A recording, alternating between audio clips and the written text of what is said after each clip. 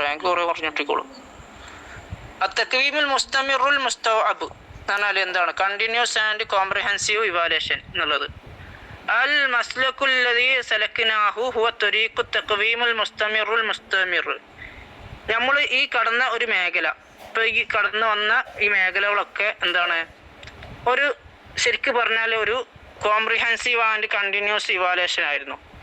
ഹൈസു എങ്ങനെയെന്ന് വെച്ചാൽ ഇന്ന ദിറാസ തീർച്ചയായും ലേണിങ് അമലിയത്തുൻ അതൊരു പ്രോസസ്സാണ്. തജ്രി ഫി നഫ്സി ദാരിസ് അത് പഠിതാവിൻ്റെ ഇതിൽ സംഭവിക്കുന്നതാണ്. ഫി ഷക്കിലിൻ മുസ്തമിരിൻ ഒരു തുടർച്ചയായ രൂപത്തിൽ പഠിതാവിൻ്റെ നഫ്സിൽ സംഭവിക്കുന്ന, അവൻ്റെ സ്വയം ശരീരത്തിൽ അല്ലെങ്കിൽ അവൻ്റെ സ്വയം മനസ്സിൽ സംഭവിക്കുന്ന ഒരു തുടർച്ചയായിട്ടുള്ള ഒരു പ്രോസസ്സാണ് എന്ത്?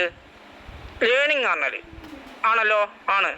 അപ്പോൾ വാജിബുൻ അപ്പോൾ നിർബന്ധമാണ് തെക്കൂന അമലിയത്തെ തക്വീം ഈ ഇവാലുവേഷൻ പ്രോസസ്സ് ആയിരിക്കൽ എന്താവണം? ഇഖ്തിബാരി കമ്മിയത്തിൽ മുഖദ്റാത്ത് ഈ ഒരു എന്താണ് അവൻ്റെ കഴിവുകളുടെ ക്വാണ്ടിറ്റിയെ, കമ്മിയത്ത് തന്നെ ക്വാണ്ടിറ്റിയാണ്. കം എന്നാണ് കേട്ടിട്ട് നിങ്ങൾ എത്ര അല്ലേ? ഇപ്പോൾ ക്വാണ്ടിറ്റിയാണ് കണക്കുന്നത്. അപ്പോൾ അതിൻ്റെ ക്വാണ്ടിറ്റിയെ ടെസ്റ്റ് ചെയ്യാൻ പറ്റുന്നതാവണം. അപ്പോൾ അവന് നേടിയെടുത്ത ആ ഒരു അറിവിൻ്റെയും അവന് നേടിയെടുത്ത ആ ഒരു കാര്യത്തിൻ്റെയും ഒക്കെ എന്താണ് മആനി മഫാഹിം, അവൻ്റെ കൺസെപ്റ്റ്, അവൻ്റെ മഫാഹിം നേരത്തെ നമ്മൾ പറഞ്ഞു അല്ലേ? മആനി മഫാഹിം അതുപോലെ ദിറായാത്ത് അതൊക്കെ നമ്മൾ പറഞ്ഞു, നോളജ് അതൊക്കെ നമ്മൾ പറഞ്ഞു.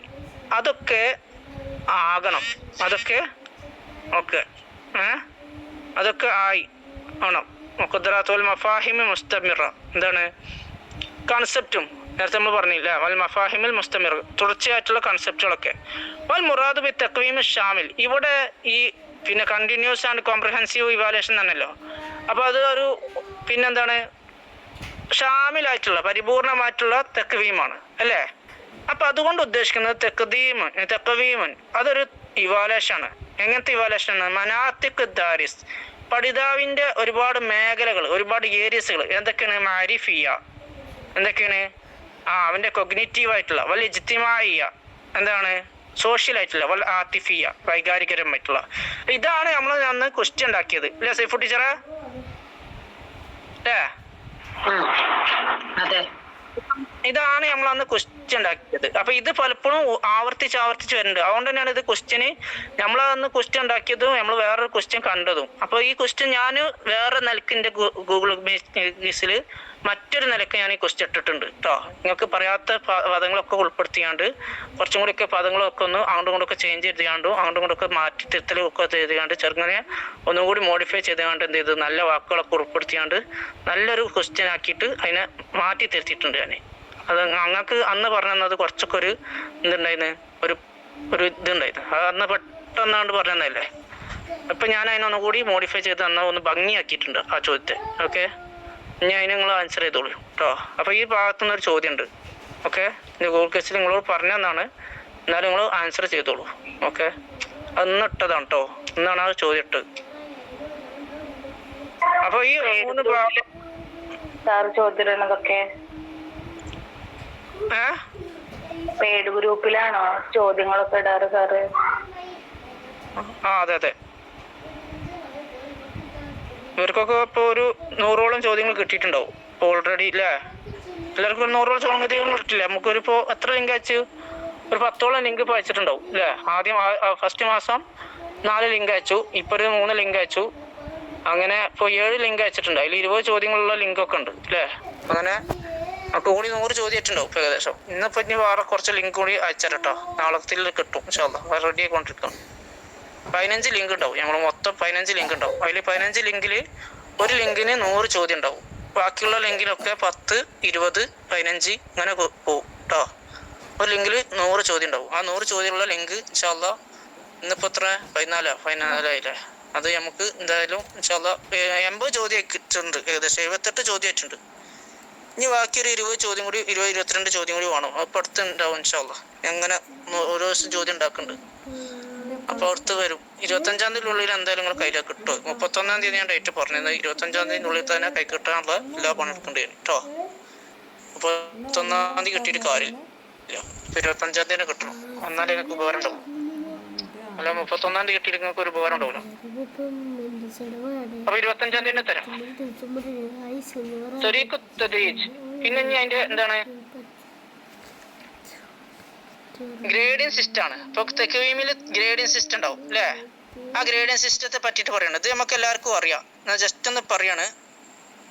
ഓക്കെ, അപ്പൊ ഇവിടെ 9-10 ക്ലാസ്സിലെ ഗ്രേഡിയന്റ് സിസ്റ്റം തോന്നുന്നു പറഞ്ഞു മിന സുഫൂഫ് എന്ന് പറഞ്ഞിട്ടുണ്ട്.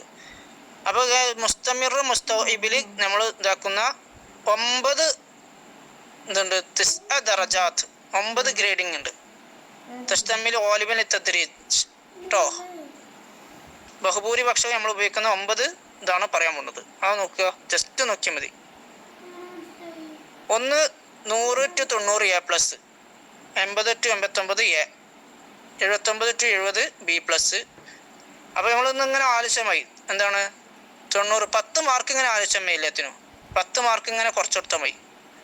100-ന്ന് 10 കുറച്ചാൽ A+, 90-ന്ന് 10 കുറച്ചാൽ എന്തായത് A അല്ലേ? ഓക്കെ, അതന്നെ 90-ന്ന് 10 കുറച്ചാലല്ലേ 80 ആവുന്നത്. അപ്പം A. പിന്നെ 80-ന്ന് 10 കുറച്ചാൽ 70, അത് B+.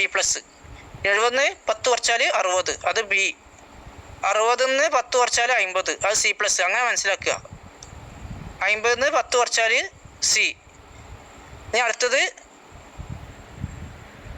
40-ന്ന് 10 കുറച്ചാൽ 30, അത് D+. 30-ന്ന് 10 കുറച്ചാൽ 20, അത് D. 20-ന്ന് താഴേക്കുള്ളത് എന്താണ് E എന്നുള്ള രൂപത്തിൽ മനസ്സിലാക്കുക. അപ്പോൾ കൃത്യമല്ലോ, പെട്ടെന്നാണ് പറഞ്ഞ് ഒഴിവാക്കിയാണ്. ഇനി അടുത്തത് മുംകിൻ ഇഅ്തിബാർ മൻതിഖത്തൈൻ ഹാമത്തൈൻ. ഇവിടെ ഈ മൻതിഖത്തൈൻ ഹാമത്തൈൻ എന്ന് പറഞ്ഞാൽ എന്താ? നമ്മുടെ മാരിഫയും ഇജ്തിമായും ആയിരിക്കും. ഫി അമലിയത്ത് തഖ്വീമുൽ മുസ്തമിറുൽ മുസ്തൗഇബ്. അതാണ് അവിടുത്തെ ഏറ്റവും പ്രധാനപ്പെട്ട 2 മൻതിഖുകൾ, മാരിഫയും ഇജ്തിമായും. അവിടെ 2 ആ മൻതിഖുകൾ ഏറ്റവും പ്രധാനപ്പെട്ട മൻതിഖുകളാണ്. ഷുമൂലി കണ്ട ആ വാക്കുണ്ടില്ല, ഷുമൂലി ഇസ്തിംറാരിയ തഖ്വീം. അതിൻ്റെ എന്താണ് കണ്ടിന്യൂസ് ആയിട്ടുള്ള എന്താണ് ഷുമൂല, അതായത് എന്താണ് കണ്ടിന്യൂസ് ആയിട്ടുള്ള ഒരു ഓൾറൗണ്ട് ഇതാണ് അല്ലേ?